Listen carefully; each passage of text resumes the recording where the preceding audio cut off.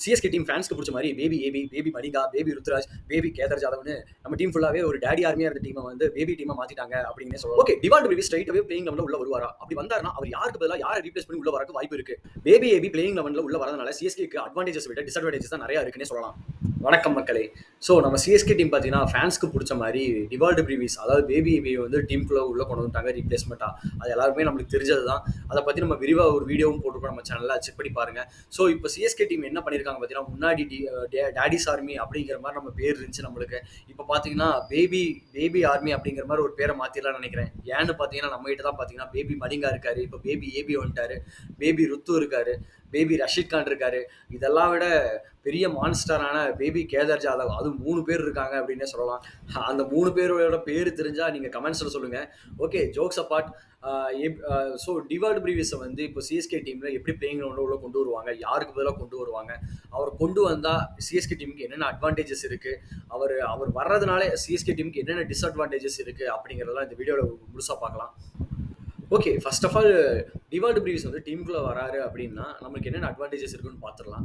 So அவர் பார்த்தீங்கன்னா ஒரு ஒரு பவர் ஹிட்டர், ஒரு ஹார்ட் ஹிட்டிங் பேட்ஸ்மேன் அப்படின்னு சொல்லலாம். ஏன்னா இதுதான் நம்ம சிஎஸ்கே டீமில் ஒரு பெரிய ஹோலாகவே இருந்திருக்கு இது வரைக்கும். நம்ம மிடில் ஆர்டரில் வந்து பார்த்தீங்கன்னா அந்த மாதிரி ஒரு அட்டாக்கிங் பேட்ஸ்மேன் வந்து நம்மளுக்கு இல்லாதது ரொம்ப மிஸ் ஆயிடுச்சு. ஏன்னா சிவம் துபேவா அந்த அளவுக்கு அவர் பெர்ஃபார்ம் பண்ணாதது நம்மளுக்கு ஒரு பெரிய ஹோலாகவே மாறிடுச்சு. ஸோ அப்படி பார்க்கும்போது இந்த பேபி ஏபி வந்து எப்படி இந்த அந்த ஹோலை வந்து ஃபில் பண்ணுவார் அப்படின்னு பார்த்தீங்கன்னா, அவர்கிட்ட ரேஞ்ச் ஆஃப் ஷாட்ஸ் பார்த்தீங்கன்னா அதிகமாக இருக்குது. மிஸ்டர் 360 டிகிரி, அதுதான் அதனால தான் பேபி ஏபின்னு அவர் சொல்றாங்க. ஸோ அவர்கிட்ட இல்லாத ஷாட்ஸே கிடையாது அப்படிங்கிற மாதிரி தான் அவர் ஆடுவார். அதே மாதிரி ஒரு பெரிய பவர் ஹிட்டர். ஸோ அந்த மாதிரி ஒரு என்ன சொல்றது, ஒரு ஸ்ட்ரைக் ரேட்டை வந்து ஒரு 150 ரேஞ்சிலேயே வச்சு மெயின்டைன் பண்ணுவார் அப்படின்னே சொல்லலாம். அந்த மாதிரி ஒரு பவர் ஹிட்டர் தான் அவர்.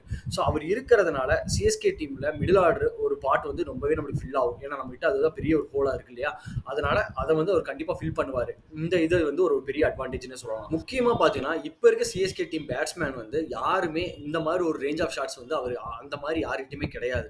ஏன்னா ஒரு பவுலர் வந்து ஒரு நல்ல பவுலிங் போட்டுட்டு இருக்காங்க, நல்ல ஒரு ஸ்பெல்லு போட்டுட்டு இருக்காங்கிற பட்சத்தில் அந்த டைமில் வந்து பேட்ஸ்மேன் வந்து சும்மா ஒரு என்ன சொல்றது, ஒரு டெக்ஸ்ட் புக் ஷாட்ஸை ஆடிட்டு இருக்க முடியாது. அந்த டைமில் நீங்கள் பார்த்தீங்கன்னா ஒரு லேப் ஷாட்டோ இல்லை ரிவர்ஸ் ஸ்வீப்போ இல்லை ரிவர்ஸ் ஸ்கூப்போ இந்த மாதிரி ஒரு டிஃப்ரெண்ட் ஷாட்ஸ் எல்லாம் ஆட வேண்டியது ஒரு கட்டாயமாகவே இருக்குது. அப்படி பார்க்கும்போது நம்ம டீமில் அந்த மாதிரி ஒரு பேட்ஸ்மேன் யாருமே இல்லாதது ஒரு பெரிய பெரிய நெகட்டிவாக இருக்குது. ஸோ அந்த வாய்டை வந்து இவர் வந்து ஒரு ஃபில் பண்ணுவார் அப்படிங்கிறது ஒரு உண்மை.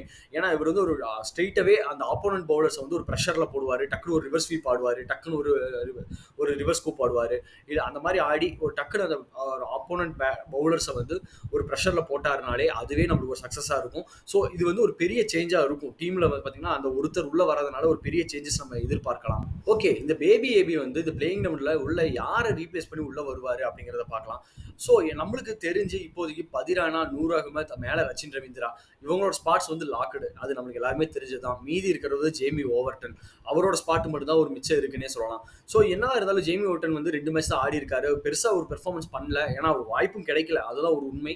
அவரோட பேட்டிங் திறனை வந்து நம்ம இது வரைக்கும் பெருசாக பார்க்கல, பவுலிங் மட்டும் தான் பார்த்துருக்கோன்னே சொல்லலாம். ஸோ அவரை வந்து ரீப்ளேஸ் பண்ணி தான் டிவால்ட் பிரீவிஸ் உள்ள வரைக்கும் நிறையவே வாய்ப்புகள் இருக்குது. வேற யாரும் ரீப்ளேஸ் பண்ணவும் முடியாது. ஏன்னா அந்த நம்மளுக்கு பவுலிங் வந்து 2 பேர் கீழே பதிரானா, நூர் அகமத் கண்டிப்பாக வேணும்.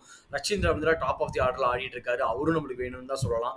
ஸோ மிடில் ஆர்டரில் இருக்கிற ஜாமி ஓவர்டன் அவர் தான் அந்த ஸ்பாட்டில் இருப்பாருன்னே சொல்லலாம். பட் என்ன அவரை ரீப்ளேஸ் பண்ணி உள்ளே கொண்டு வந்தாங்கன்னா அதுதான் நம்மளுக்கு இப்போ ஒரு பெரிய டிஸ்அட்வான்டேஜ்னே சொல்லலாம். அதுதான் பெரிய டிஸ்அட்வான்டேஜாக மாறும். ஏன்னு பார்த்தீங்கன்னா ஜாமி ஓவர்டன் வந்து ஒரு ஆல்ரவுண்டராக இருக்காரு. ஸோ அவர் ஆல்ரவுண்டரை ரீப்ளேஸ் பண்ணி டிவால்ட் பிரீவிஸ் உள்ளே வரும்போது நம்ம கிட்ட ஒரு 6th பவுலிங் ஆப்ஷன் வந்து ஒரு ஷார்ட் ஆகும் அப்படிங்கிறது ஒரு உண்மை. ஏன்னா அவர் தான் பார்த்தீங்கன்னா லாஸ்ட் மேட்சஸில் ஒரு 2 ஓவர் போட்டு ஒரு ஓவர் தள்ளிட்டு இருந்தாருன்னே சொல்லலாம்.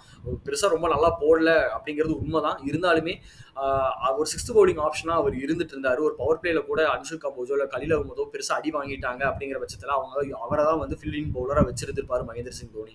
பட் ஆனால் போன மேட்ச் நல்லா போயிருச்சு. ஸோ அவர் வந்து பவர் பிளேல பவுலிங் போட முடியாமல் போயிருச்சு, மிடில் ஓவர்ஸில் போட்டிருந்தாரு. பட் இன்கேஸ் நெக்ஸ்ட் மேட்சஸில் அன்ஷுல் கம்போஜோ இல்லை கலில் அகமதோ பெருசாக அடி வாங்கிட்டாங்க பவர் பிளேல அப்படிங்கிற பட்சத்தில் உங்களுக்கு வந்து ஒன் சேஞ்ச் பவுலராக பவர் பிளேல போடுறதுக்கு யாரும் இருக்க மாட்டாங்கிறதா ஒரு உண்மை. அந்த டைமில் யார் 6th பவுலராக ஃபில்லிங் பண்ணுவாங்க அப்படிங்கிறது ஒரு கேள்விக்குறியாக தான் இருக்குது. பவுலிங் ஆப்ஷனை வந்து எப்படி சார்ட் அவுட் பண்ணலாம் அப்படின்னு பார்த்தீங்கன்னா, நம்ம கிட்ட ஆல்ரெடி ரச்சின் ரவீந்திரா இருக்காரு, அவர் வந்து லெஃப்ட் ஆர்ம் ஸ்பின் போடக்கூடியவர் தான். ஸோ தோனி வந்து கண்டிப்பாக ரச்சின் ரவீந்திராவோட ஸ்பின்னை வந்து கண்டிப்பாக யூஸ் பண்ணி தான் ஆகணும் அப்படிங்கிறத நான் எதிர்பார்க்குறேன். எதிர்பார்க்குறேன். அவரை வந்து 6 பவுலிங் ஆப்ஷனா யூஸ் பண்ணாங்கன்னா, நம்மளுக்கு அது அந்த அந்த ஹோலுமே ஒரு கொஞ்சம் ஃபில் ஆகும். அதே மாரி பார்த்தீங்கன்னா, டிவால்ட் பிரீவிஸ் ஒரு லெக் ஸ்பின்னும் போடுவாரு. பட் ஆனா, அவர் வந்து அவ்வளோ பெரிய லெக் ஸ்பின் பவுலர் கிடையாது தான். இருந்தாலும் அவர் ஒரு லெக் ஸ்பின் போடக்கூடிய ஒரு பவுலர் தான்.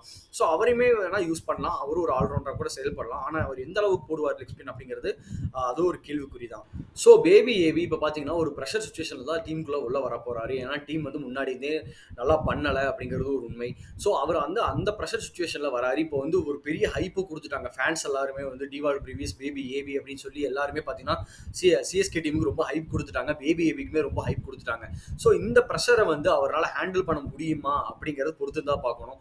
ஏன்னா, அவர் வந்த உடனே வந்து சிஎஸ்கே டீம உடனே வந்து ஒரு பிளே ஆஃப்ஸ்க்கு தூக்கிட்டு போறது இல்ல அப்படிங்கிறத எல்லாரும் நம்பணும். யாரும் வந்து அவர் இன்கேஸ் அவர் சரியா பண்ணலனாலும் ஒத்துக்கிட்டு தான் ஆகணும் அப்படிங்கிறது ஒரு உண்மை. ஏன்னா, அவர் வந்த உடனே கண்டிப்பா பிளே ஆஃப்ஸ் நம்மள கூட்டிட்டு போறது இல்ல அப்படிங்கிறத மனசுல வச்சுக்கோங்க. ஏன்னு பார்த்தீங்கன்னா, இவர் வந்து ஒரு ஃபியூச்சர் இன்வெஸ்ட்மென்ட். இந்த வருஷம் அவர் வந்து ஒரு 2 மேட்ச் ஜெயிச்சு குடுத்தாலும் நம்மளுக்கு ஒரு சந்தோஷம் தான். அது வந்து ஒரு ஃபியூச்சர் இன்வெஸ்ட்மென்ட்டா பார்த்து அடுத்த வருஷம் வரும்போது இந்த டீம், அதாவது இந்த யங்ஸ்டர்ஸான உருவான டீம், இந்த பேபி ஆர்மி அப்படிங்கலாம். இந்த டீம் வந்து நெக்ஸ்ட் இயர் வந்து ஒரு கப் அடிக்கும் அப்படிங்கிறது நம்பலாம் அப்படிங்கிறது தான் என்னோட கருத்து. ஓகே, நெக்ஸ்ட் சிஎஸ்கேல என்னென்ன சேஞ்சஸ் இருக்கும் அப்படின்னு பார்த்தீங்கன்னா, ஆயுஷ் மாத்ரே வந்து நெக்ஸ்ட் மேட்ச் கண்டிப்பா விளையாடுவாரு அப்படிங்கிற மாதிரி தான் நான் எதிர்பார்க்குறேன். ஏன்னா, அவர் அதுக்காக தான் உள்ள கொண்டு வந்திருந்தாங்க ரீப்ளேஸ்மென்ட் பிளேயரா. ஸோ அவர் வந்து ஒன் டவுன்லயோ இல்லை ஓப்பனிங்லயோ கண்டிப்பா ஆடுவாரு அப்படிங்கிறத எதிர்பார்க்குறேன். அது கூட வன்ஷ் பேடியும் உள்ள வருவாரு. Along with AB de Villiers, sorry baby AB அவரும் இருப்பாரு அப்படிங்கிற மாதிரி நான் எதிர்பார்க்குறேன். ஸோ 3 சேஞ்சஸ் வந்து சிஎஸ்கே கிட்ட இருந்து நம்ம நாளைக்கு எதிர்பார்க்கலாம் அப்படிங்கிறது நான் நினைக்கிறேன். ஸோ ஓகே, உங்களோட சேஞ்சஸ் என்னன்னு கமெண்ட்ஸ்ல நீங்க சொல்லுங்க. டிவால்ட் பிரீவிஸ்க்கு கொடுத்த ஹைப்பை வந்து அவர் காப்பாற்றுவாரா மாட்டாரா அப்படிங்கிறதெல்லாம் நீங்க கமெண்ட்ஸ்ல சொல்லுங்க. தேங்க்ஸ் ஃபார் வாட்சிங் தி வீடியோ. இந்த வீடியோக்கு லைக் பண்ணுங்க, லைக் பண்ணிருங்க. சப்ஸ்கிரைப் பண்ணுங்க, சப்ஸ்கிரைப் பண்ணிக்கோங்க. தேங்க்யூ. பாய்.